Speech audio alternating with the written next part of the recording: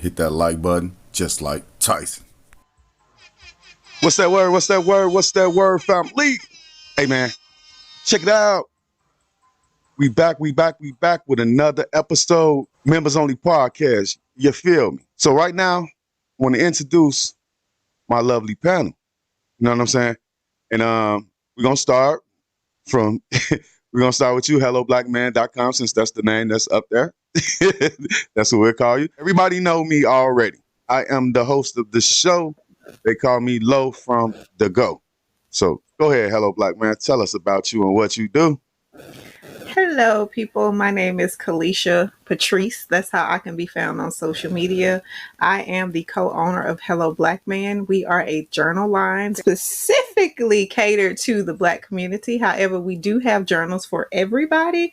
It is a journal that creates a open space to communicate with your family, your friends, your mate.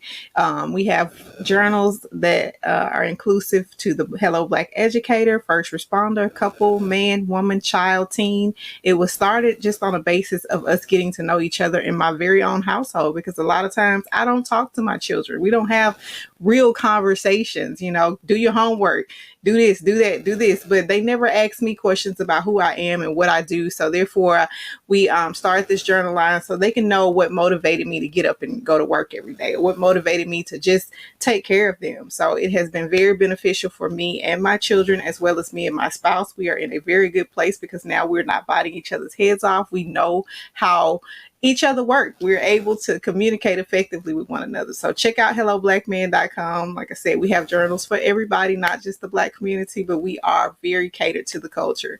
Thank you guys for tuning in. I am looking forward to this episode. Yay, yay, yay, man. That was beautifully said. You know what I'm saying? That was well spoken, educated. We can tell that those journals are something, and they're going to be something special. Everybody need to go to helloblackman.com now. What's that word, family? Tell us who you are and tell us all about you. Hello, people. I'm Wazzy Free, rapper, author of 3 published novels, Blockbuster, available at Amazon.com. You can find me on Instagram at Wazzy Free, on Facebook at Devin Willis, and please subscribe and follow my YouTube channel at Wazzy Free. Hey, that sounds pretty cool, man. You're an author. You got them hard copies up there, bro. Oh man, that's something beautiful right there. Hey, so Mr. Guerrero, why don't you tell the people who you are and what you do? Well, I am the co-host of Welcome to the Red Zone. Also, I have my own podcast as well called Mystic from the Red Zone. And what we do over there on Mystic from the Red Zone is we talk down to earth. We put out the facts. We did a segment today entitled How to Work Smarter, because I feel like sometimes a lot of us, we want the big bucks, but a lot of times we put ourselves in a position that we cannot, handle because of the big bucks. So I feel like until we are able to find that passion to go higher, be thankful for the little things that we have, because if we want to go further, we must first appreciate the smaller things.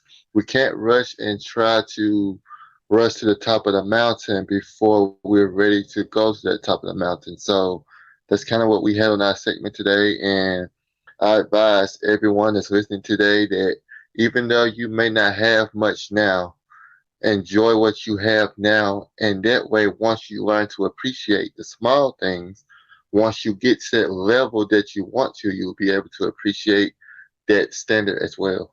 Hey, man, my brother, that sounds perfect, man. That sounds righteous right there. That's something that I can stand behind.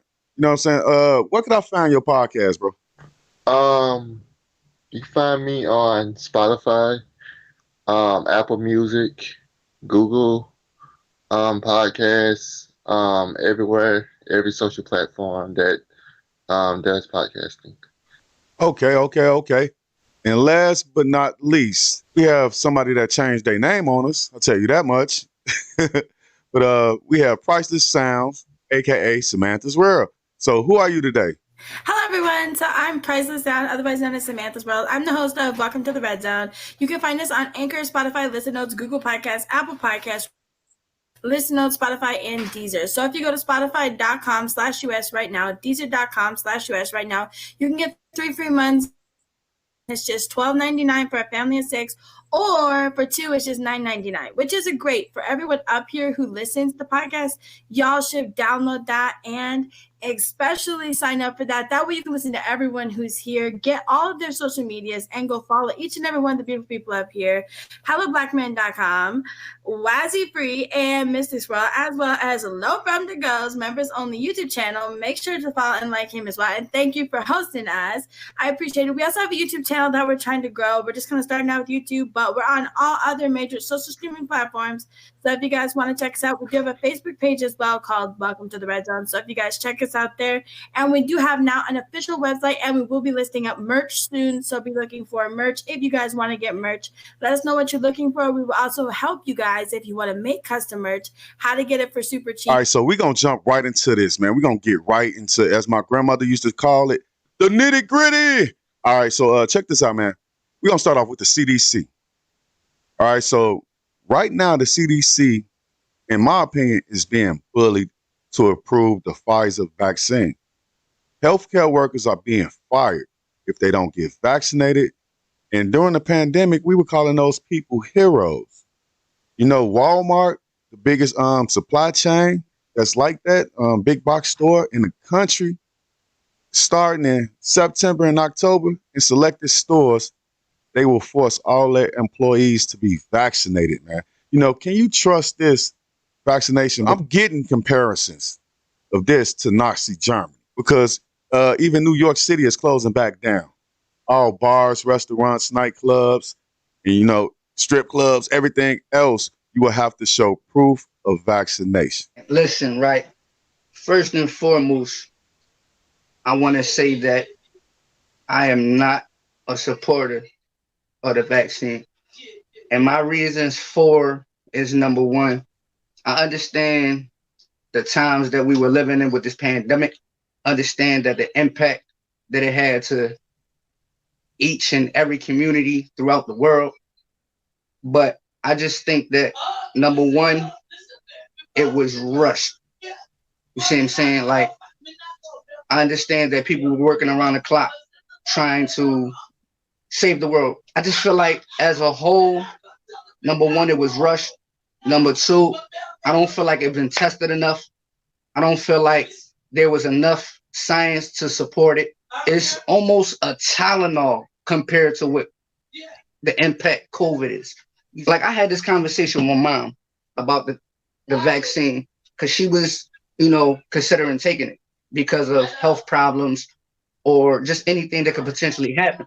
And, you know, I told her, she asked my thoughts on it. And my words to her was like, listen, I don't know what this going to do. My life is too important to me. I'm not willing to be the first person in line, especially if I do get sick and go to the hospital, they're going to give it to me anyway.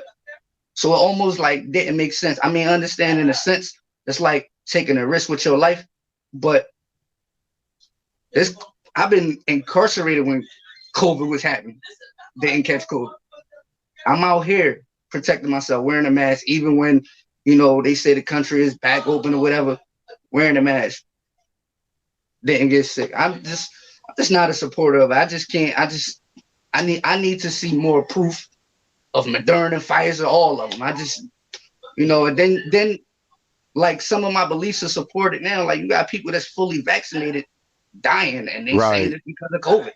Michael Rappaport, the white guy from I think it was what was the movie Higher Learning, the racist guy, you know, that he played a racist guy in the movie.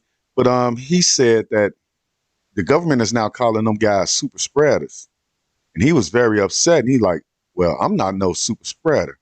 What do you think about people that have took the vaccination and they still can pass on the Delta variant? HelloBlackman.com. I cannot be for or against the choices that people make. You know, like I said, we dive all types of stuff every day. Whether we take the vaccine, whether we don't, we're gonna die. That's just the end of, you know, the discussion. You know, I fully support people who decide that for the betterment of themselves, if they know that they have health issues, if they know that they deal with health issues and they feel like that this would be something that will support them, they just need to realize that they're a risk. They're a risk whether they take it, they're a risk whether they don't take it. The numbers have come in. I've seen that, everything is going back up. And I see that people are dying who have had the vaccine, people are dying who haven't had the vaccine. There's a big variant between the two. So, just weigh the cost. If you feel adamant about taking the vaccine, do so. If you don't. Eventually, I think that they're going to try to make it mandatory. I do work for a company now that is making it mandatory for us to work because we are healthcare providers. So you Right. just got to be able to, decipher what's best for you. Did you get a shot already? Did I get a shot? Yes. They made us get shots back when it first started. Well, you look good. You look healthy. I heard a story of somebody saying that they T cell count fell off after taking the shot. Have you heard that? I have heard many stories about many different side effects that people have had from the shot, but like I said, whether you get it or not, there's no guarantee that this is from the shot. Your T cell may have been already plummeting if you hadn't had regular visits to check your T cell count. So, we can either link this to that or we can say that this linked to something else, so just be aware of everything that you have going on and be very cognizant about taking care of yourself and being healthy, because but you're gonna die. Like, your Right. skin is I gonna be still ain't happy. take the shot yet, so you know what I'm saying. I'm kind of worried. I believe like people of the past that we may be guinea pigs. I just found it weird. They were talking about Bill Gates and he was gonna have some type of thing to kill people. Funny fact that I know is that the movie with Will Smith in it, I Am Legend, Mhm. that movie was based on like this year, you know what I'm saying? Like, and it all came from a vaccine. People became zombies from taking the vaccine. You know what I'm saying? In that Yeah. movie, I just found it weird that it was around the same time, the same year as in the movie is what's going Mhm. on now. You know what I'm saying? And it's just crazy as hell. But Okay, so Theodore, I promise you won't be a zombie right away. right, right, right. It may take some time, a couple years, you may be a zombie, but today you won't be Right. a zombie if you get the shot. I don't want to eat no brains. You know what I'm saying? Like I don't want to be You out here don't eating know. brains. Brains could be good. Well, brains are healthy for you because people do eat animal brains a lot. You Listen, know, my father, I'm from the country. My father used to eat raccoon brains because he said it helped him think like a raccoon. And it wasn't disgusting. I'm just saying. yeah, hey, but one Don't look thing like that I that way. found out, right? Hey, well, one thing that I did find out was that the actor Michael Jai White, his son died from COVID at 38 years old. He went to the hospital for another sickness, another illness. He didn't leave. So, Yeah, so about that. So if you really look at how people have died in the last year or two, probably 89% of everybody who have gone into the hospital, it has been stated that it is a COVID related death.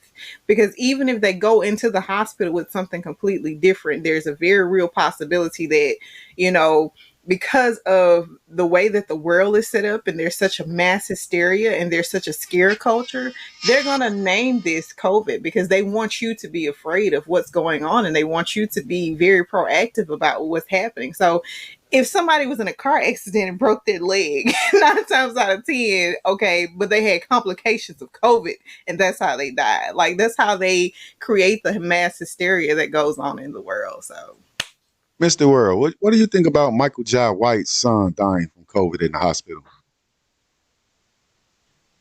I felt like number one, it was a sad occasion, but also I felt like um this COVID is like a mystery. So I agree with Hello Black man that this is something that we have to learn to accept. It's something we have to accept. Learn how to adapt to it. And accept it. Keep safe as possible. But by him dying from COVID, it should get us to start thinking like, okay, he died from COVID. We got to learn how to keep ourselves safe, do whatever we can possible to, do what we can to continue to stay healthy, stay safe.